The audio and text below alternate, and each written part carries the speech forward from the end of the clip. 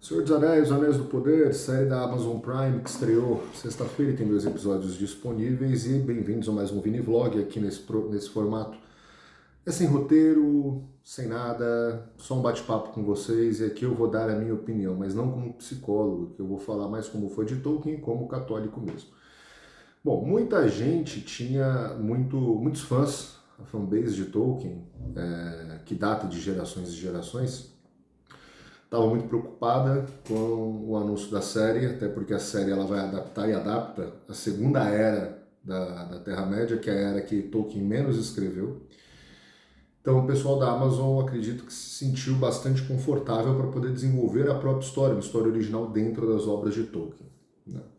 Aqui a gente vai falar um pouquinho sobre o que eu achei até agora da série e pontos positivos e pontos não tão positivos assim. Pontos positivos. Quem é fã da trilogia do Peter Jackson, como eu, tem muita coisa ali que busca honrar o trabalho que o Peter Jackson fez em termos de estética, de construção de cenários, construção de armaduras, tudo, em termos até mesmo alguns planos que a série usa são bastante similares, exatamente para poder gerar essa identificação no espectador, né? Então, a série está muito bonita, né? O primeiro episódio eu achei um episódio muito melhor do que o segundo episódio para mim deu uma boa de uma caída. Enfim, pontos que o pessoal estava levantando para a gente poder olhar. Primeiro de tudo, a questão de trocas de etnias. Gente, por favor, sabe? É absurdo isso.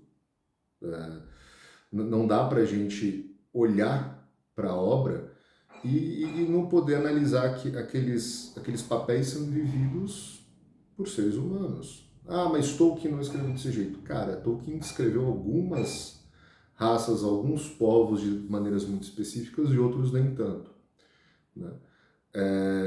Coisas que me incomodaram bastante, por exemplo, que são muito mais relacionados à questão estética, os elfos de Laquê, né? Aqueles penteados estilo John Travolta. Você ter elfos que são mais velhos e outros menos velhos. Gente, elfos não morrem. Então, tecnicamente falando, pegando uma citação de Santo Agostinho, Santo Agostinho ele diz que o ser humano ele encontra o ápice dele em termos de complexão física e desenvolvimento cognitivo e psicológico aos 33 anos. Se a gente for analisar de uma maneira teológica, o elfo ele pararia por volta dessa idade, né? O que é esquisito. Por quê? Porque uma criatura que não morre, uma criatura que é eterna, você não tem um processo de envelhecimento. Então é esquisito você ver alguns personagens ali mais velhos do que outros, enfim, né? Questões relacionadas à troca de etnia, gente, tudo isso não é que beira racismo, é racismo, que para mim é um absurdo. Agora, analisando enquanto história, primeiro de tudo, queira você ou não, goste você ou não, O Senhor dos Anéis ela é uma obra católica, né? Tolkien admite isso, que escreveu O Senhor dos Anéis dentro de um viés de teologia católica inconscientemente no início, mas muito conscientemente na revisão. Então, quando a gente analisa o desenvolvimento dos personagens e por aí vai, você tem ali erros muito crassos e muito grotescos, em muitos sentidos, né? Bom,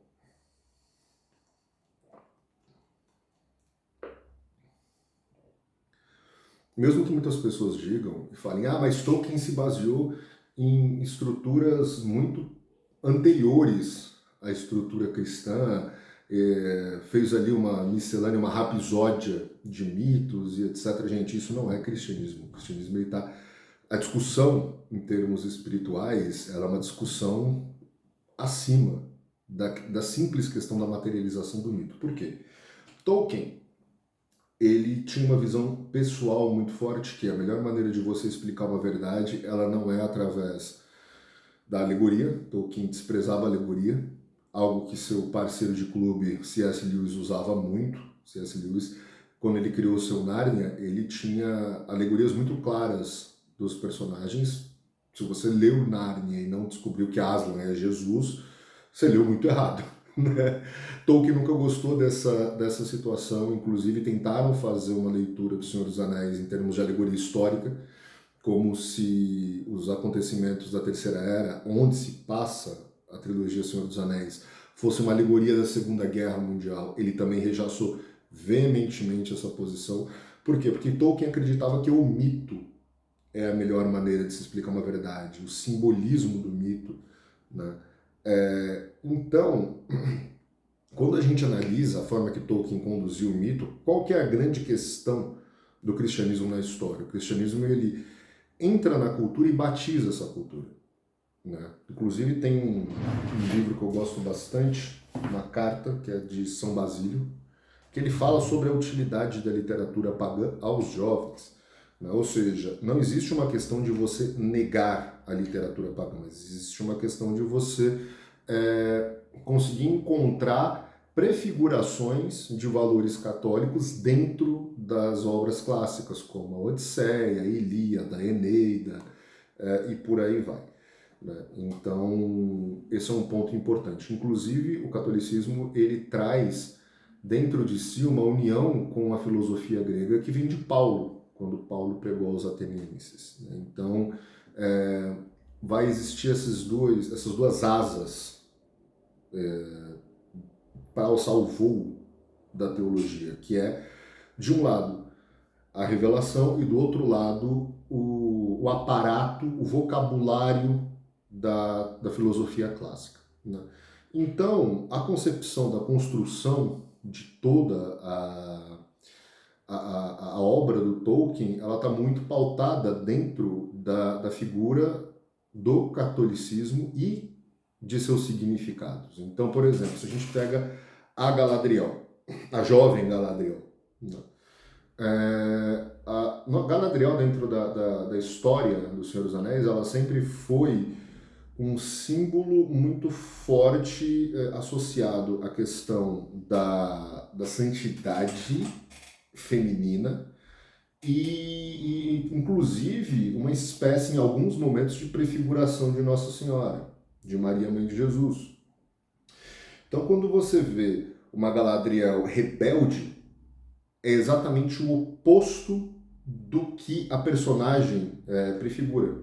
Então, quando você vê uma Galadriel se negando a ir para Valinor, o que é Valinor? O que são as Terras Imortais? É basicamente o Éden da Terra-média.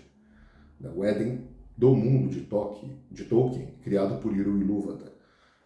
Então, assim, são questões que talvez casem muito com os valores em voga hoje, na contemporaneidade, mas para nós, homens e mulheres do século XXI, é muito esquisito a gente conseguir entender que existe uma força imensa na obediência, existe uma força e uma dignidade imensa numa mulher que simplesmente com o olhar ela consegue gerar devoção e mobilizar exércitos. Ela não precisa necessariamente vestir uma armadura e pegar em espadas, né, para poder fazer isso. Então, o que acaba acontecendo? O que eu quero dizer com tudo isso? Tem uma frase de Tolkien que diz que o mal não cria nada, né? O mal apenas corrompe o que foi criado. E isso é muito teológico.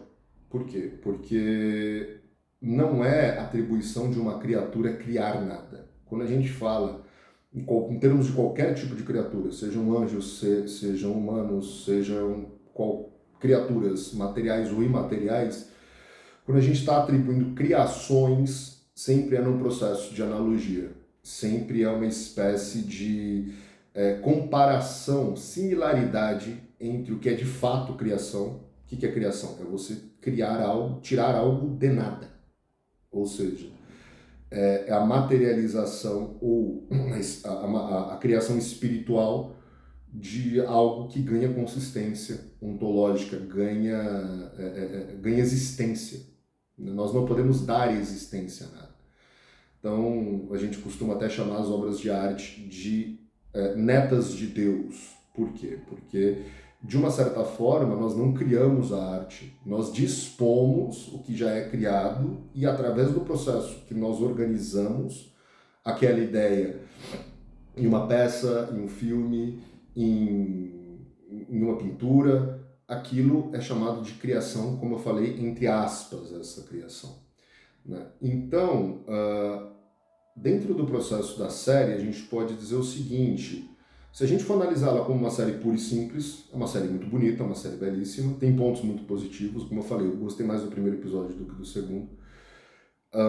Não é o tipo de série que, assim, que eu me apaixonei, tá? Eu vou continuar assistindo porque, enfim, eu quero ver se engata mais forte para mim. Mas enquanto série, com certeza ela tem seu espaço e vai angariar fãs. A grande questão não é Tolkien, de maneira nenhuma, né? Isso não é uma preocupação minha, até porque quem vendeu os direitos foi o espólio do Tolkien, então isso daí é com eles. Christopher Tolkien, o organizador das obras do pai post-mortem, né? Christopher Tolkien nos deu o Silmarillion, nos deu Contos Inacabados de Númenor, nos deu A Queda de Gondolin, Beren e Lúthien e por aí vai, Os Filhos de Húrin. Então, assim, ele já tinha essa preocupação em termos de como que ia ser retratada a filosofia do pai dele, né? Então, se você for analisar a obra simplesmente como uma obra audiovisual, tem chances aí de conseguir um público, de ser acompanhada, de ser discutida, de apresentar até mesmo as obras para leitura no segundo momento. Quem assistir e se apaixonar pela série vai ter alguns estranhamentos quando lê os livros, ou talvez não, porque chegue com aquela imagem da série engessada quando for entrar em contato com a obra escrita do autor. Talvez. Não pensei muito sobre isso. Agora, enquanto uma obra e uma adaptação de Tolkien é basicamente a Vitória de Sauron, ou seja, houve ali uma deturpação da profundidade da simbólica e da mística tolkiana. Isso é uma questão importante da gente analisar. Não estou aqui condenando, nem falando, uau, assistam, com certeza. É importante fazer essa distinção, é a coisa mais importante, né? E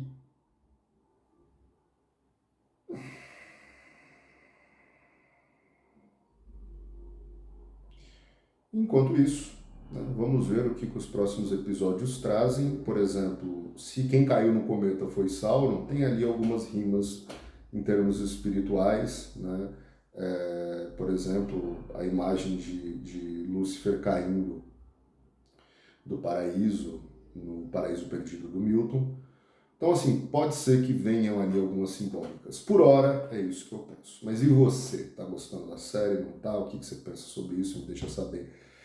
E, se não conhece o trabalho, primeira vez aqui, ou mesmo que não seja, vê se está inscrito no canal, compartilha, se inscreve, essa coisa toda. Tá bom? A gente se vê no próximo Vini Vlog e vamos ver como é que a série vai evoluir. Um abraço.